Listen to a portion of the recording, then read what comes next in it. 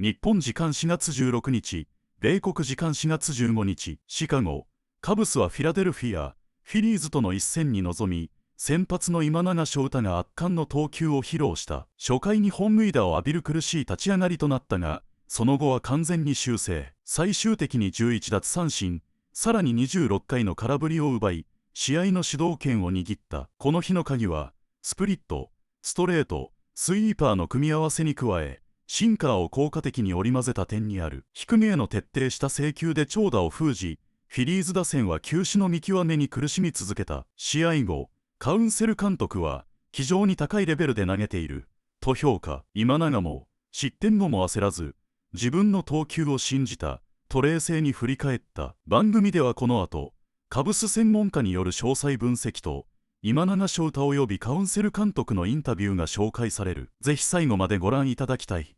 This comes down to Nico Hoerner, right? Just leading it off, setting the tone there at the top. It's kind of like rinse and repeat. Even before he does anything, sometimes I'm writing him like hit, just because that's how used to it you get with him at the top of the lineup and what he's doing. But it is nice to see other guys come along, and that's why you're seeing them put up the runs that they are, because Pete looks better at the plate. Bottom of the order, Dansby with a long ball. And so this is what they can do. Shaw, when he's in that 9 spot, turning it over for Nico, 1 through 9. They can be a threat. And when you get production all the way up and down the lineup, that makes every single team just that much more dangerous, doesn't it, Swin? Absolutely. And I think every time Nico comes up and he gets runners in scoring position, you think, hey, he's getting a base hit the other way right here. But it really was. It was Shaw with the 3 doubles, and then you flip the lineup over, and it just went. It was a 1-2 punch between the 9 and the 1 hole. But you see what happened tonight. I mean, Shoto was outstanding. Yeah, I mean, 11 strikeouts.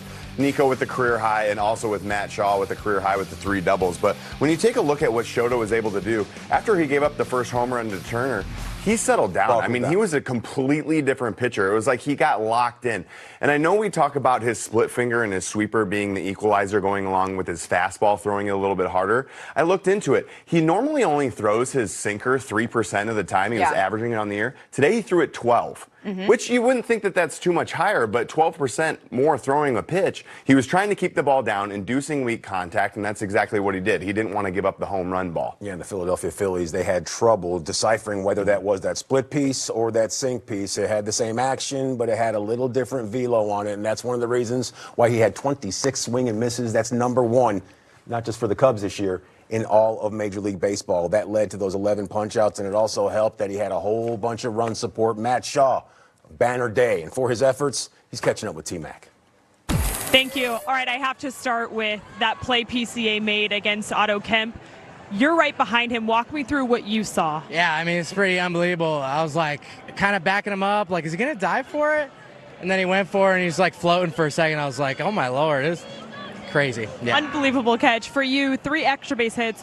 What worked in your approach tonight? I mean, I just think it's, partly just being confident up there.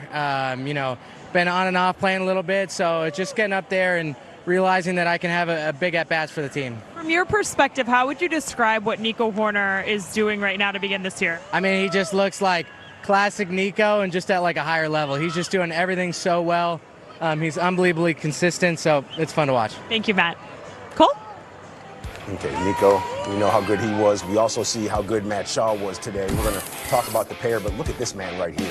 Tonight, 24 years old, 160 days, the youngest Cub player with 3 2-sackers in a game since 1901. He's on the list. And when you're on the list, that means that you're doing something pretty special. We talked about it all week long, all season long, essentially, with Matt Shaw, how hard it is to go up there and be the kind of stick that he's been able to be when you're playing a different position nearly every night at least. Yeah, and I think, you forget that last year really is the year where he's learning everything on the fly. Like I said, just every at-bat, he's trying to make adjustments. And so now, I mean, technically you could say he's doing that defensively. And so what he's been able to do offensively, he's still learning there. But this was a great night for him. Look at where all these pitches are located. He's going with it. He's pulling it. If it's in the zone, driving it. So just ideal stuff from Matt Shaw. Good night for him. Great night for him. It's almost like there's a travel ball mentality. If you hit, what happens? You're going to play. Absolutely. Matt Shaw, he's hitting right now, so Matt Shaw's playing. But I think the thing with him, too, is like you said, look at it as at-bats. He's driving the ball to the gap. Like before, we would see him, beat the ball into the ground and get some base hits through the field. Now he's taking it where it's pitched too. And when he got runners in scoring position from the lefty Luzardo, he didn't try to do too much, and he shot it the other way. And you look at what Luzardo, you had to get him in the stretch tonight, and then he started to fall apart. The Cubs were 4 for 5 with runners in scoring position facing him tonight. And before that, teams coming in were 7 for 14. So teams are hitting well over 500 when you get him in the stretch. So that's exactly what the Cubs did tonight, and they continue to rake. Absolutely. 5 Cubs this evening with multi-hit games. The evening before, 6. So on back-to-back nights, you do a grand total of 11. That's what you call the personification of production. These fellas, they're starting to see the ball, the game starting to slow down at just the right time. And that is going to lead us to our Pella Make Life Brighter moment of the night. Who was making life brighter? Well, the game's been slowed down for him all season long. Yep, we used to call him young Nico around these parts, but that was 7 years ago. He's now a wily veteran. 3 for 5, 5. Ooh, he leaned on that one. Yeah, he hit him with the Fat Joe remix. When Lean Nico doing everything that needs to be done. You would think you'd like to see production out of a guy like this that's hitting in the 3-hole, the 7-hole, but when your leadoff hitters are able to provide that spark, you're feeling pretty good. Well, that's what I said off air. Yeah. Nico is hitting like a middle of the order right now, middle of the order guy right now in that leadoff spot. And the thing that changes with him, I know he leaned back and hit that homer, but when he gets runners on second and third, do you see how deep he lets the ball get? Because he knows that his hands are quick enough that he's not going to be fooled. So when he gets a fastball in the zone, sometimes those fastballs are in, off the plate in, and he's shooting them the other way. No, but his name is firstborn. Nico Horner with runners in scoring position. Is that his full name, or is Horner with RISP? Is that the middle name? Just name him Nico. In just a little bit. But for Craig to look down and know right now, because he leaned into it just like Nico did that home run, he said that he is the guy he can put at the top of his lineup. What kind of a safety blanket is that for a skipper? Yeah. Ryan, wasn't the last time you were here we were saying, like, the way Nico was hitting? He should be hitting in the leadoff spot. And then he's kept that going. And, yes, Michael Busch has struggled. But now I remember, because I was saying I like the idea of just having a guy at the top. Understood the platoon situation last year. But the way Nico is hitting and what he can do against righties and lefties, there's no reason to take him out of that spot right now, because he can do it by getting hits. He's got some power in there. Like I was saying, I think he'll hit for a little bit more power just because of how everything is going for him to start the season. I include the contract in that conversation too. It just frees him up. Yeah.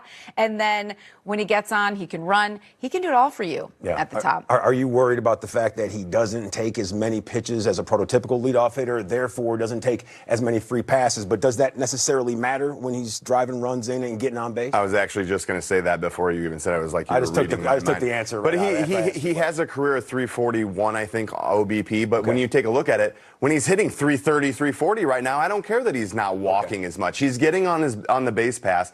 And look, you saw Nico, I know he got thrown out the other night, but he's looking to take that extra base, too. He's not settled with just getting to second. He's trying to go first or third when guys are on, and that's who you need up in that leadoff spot.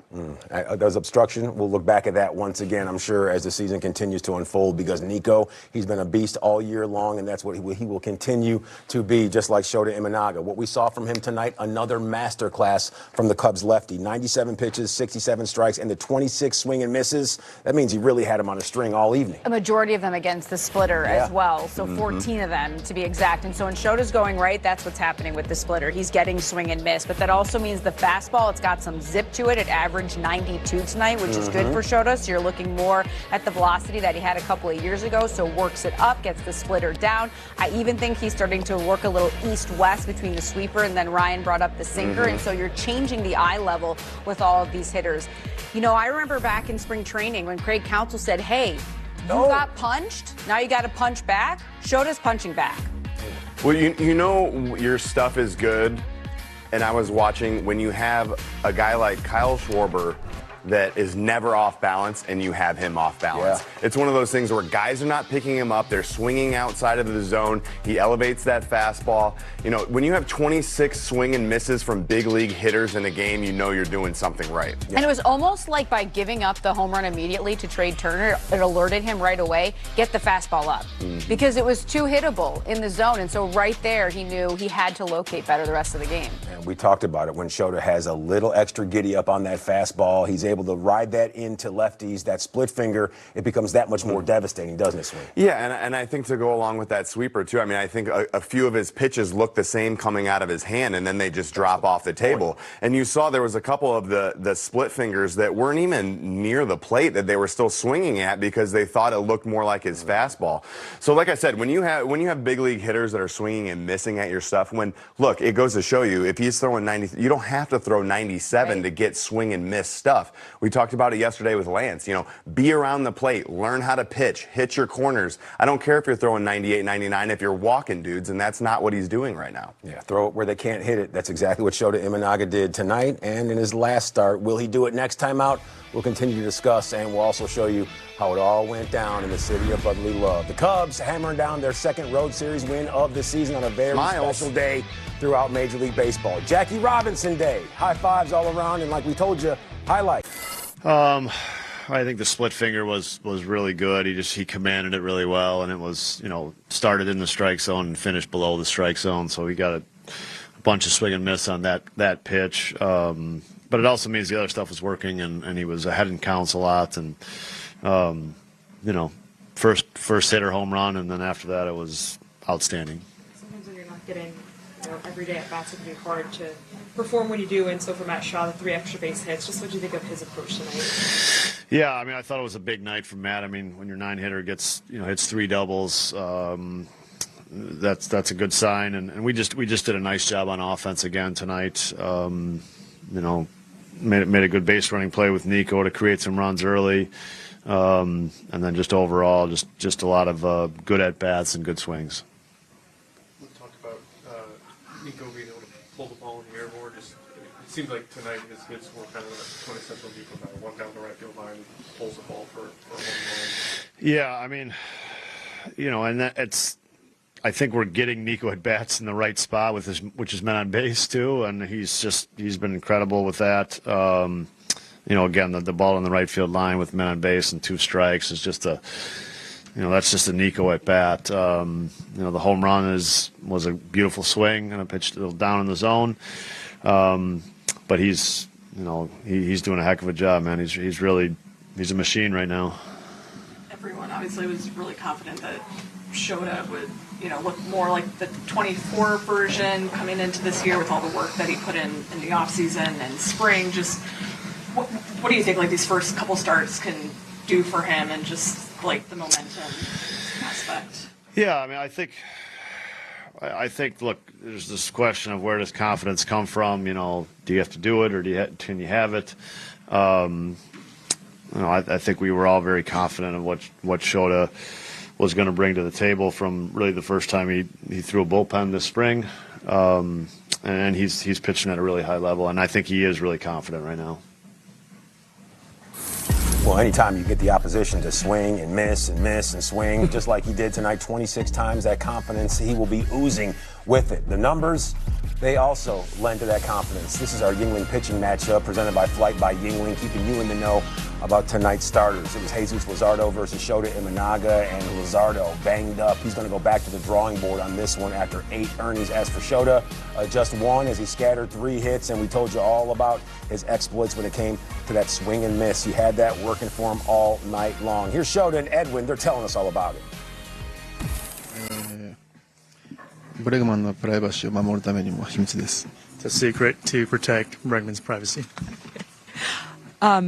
Just the swing and miss. How would you describe the way your stuff was working tonight?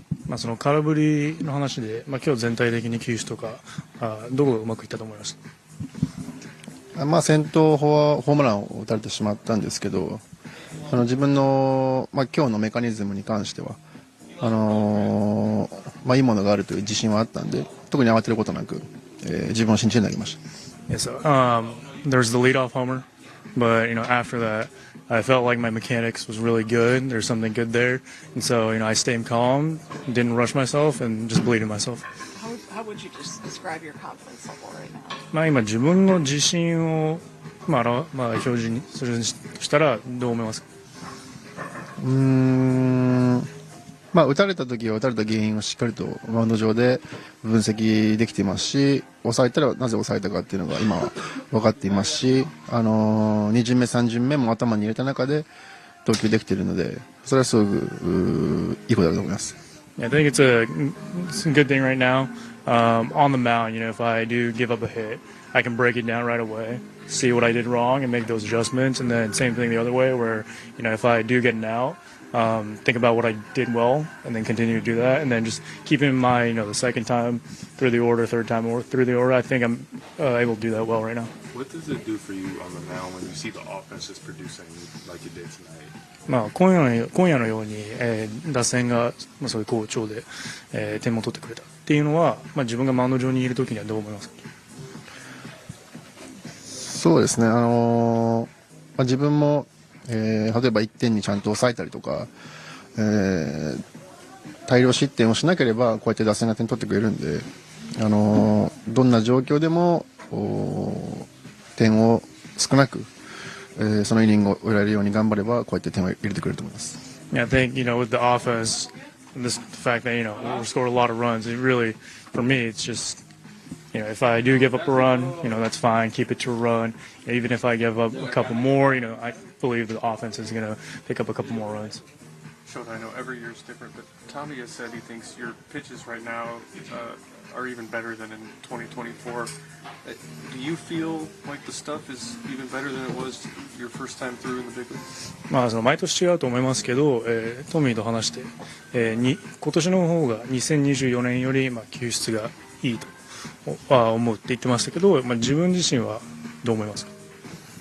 自分自身は毎年レベルアップしてるようにそういう自信を持ってるんで、2024年よりも2025年の方が良かった時もありますし、今は過去に戻るんじゃなくてまた新しい自分を作り上げるので、あんまり過去の、昔の自分の良かった時とかあんま関係なくて、今の新しい自分を作り上げることに、取り組んでいます。Yeah, I think for me, I look back, 2024, I think every year I've been leveling up, and there's parts of 2025 that I thought was better than 2024. And, for me this year, it's about trying to create a new version of myself. I think instead of trying to look in the past, just think about the future, think about what I could do now and what I could do better and become a better pitcher.